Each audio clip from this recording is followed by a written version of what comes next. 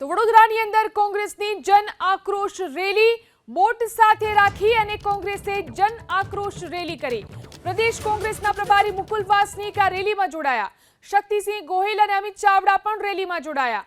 મોટી સંખ્યામાં પૂર પીડિતો આક્રોશ રેલીમાં જોડાયા। જન આક્રોશ રેલીમાં પ્રશાસન વિરુદ્ધ ઉગ્ર સૂત્રોચ્ચાર કરવામાં આવ્યા। વડોદરા જિલ્લા કલેક્ટરને કોંગ્રેસે આવેદનપત્ર પણ આપ્યું।